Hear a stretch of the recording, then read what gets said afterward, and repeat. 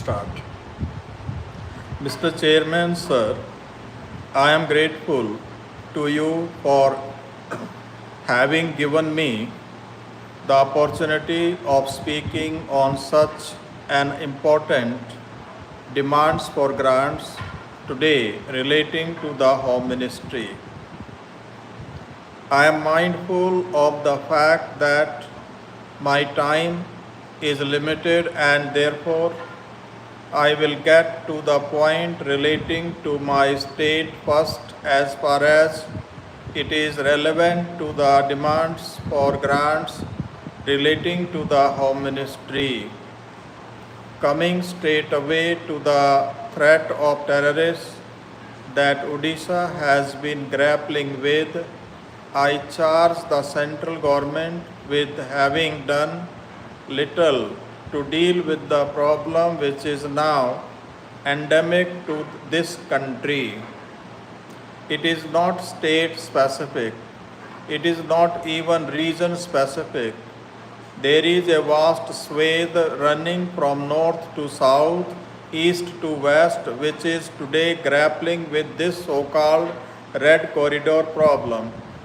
Unfortunately, it is the confusion within the government that has contributed in a large measure to the confused handling of this at the central level.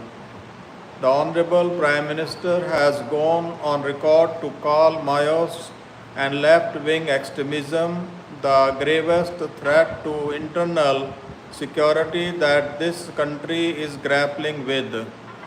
The previous speaker, the Honorable Congress MP, has waxed eloquent on how the Honorable Home Minister is extremely firm in his mind in dealing with this problem. But we have the spectre of several members of the National Advisory Council, which, as we know, is a government within a government with no oversight of parliament at all, with no accountability to anybody. Several very prominent members of the National Advisory Council who have repeatedly gone on record to call these Mayos youths as our misguided youth who must be dealt with a soft hand.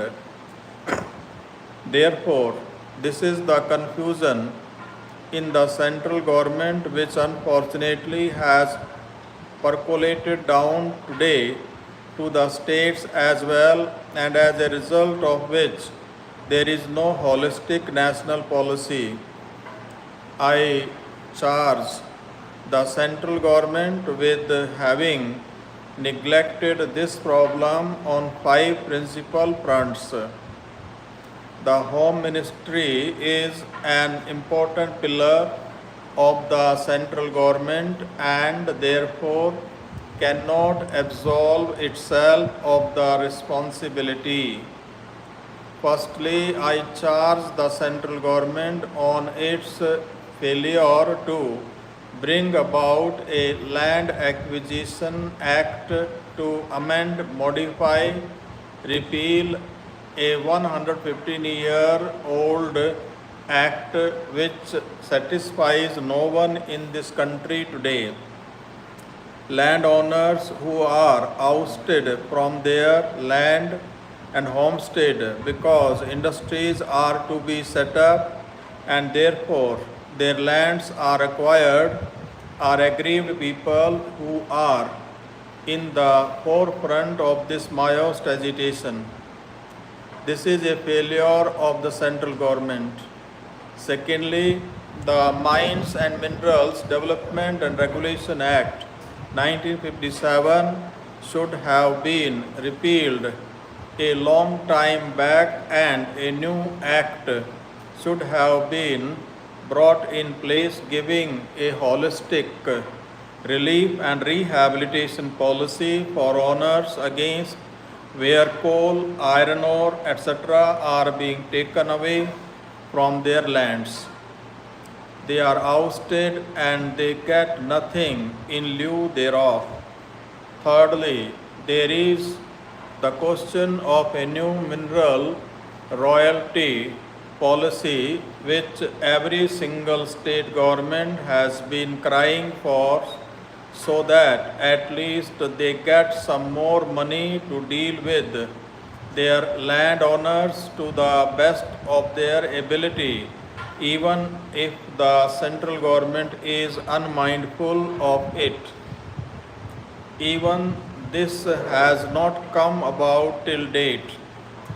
Fourthly, there is a complete absence of adequate training of the personnel of the CRPF, the BSF, and other organizations who are sent to the states to deal with these problems.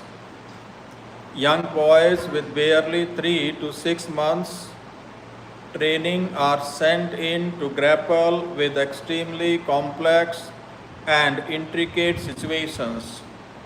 They are totally at sea.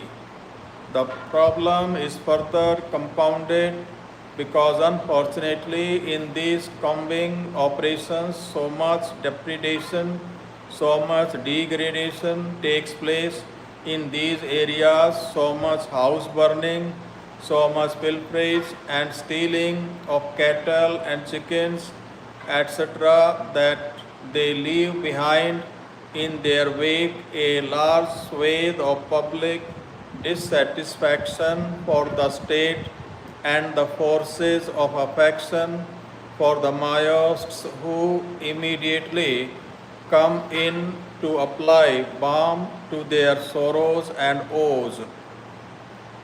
This again is because of complete lack of thinking or cohesive policy at the central level.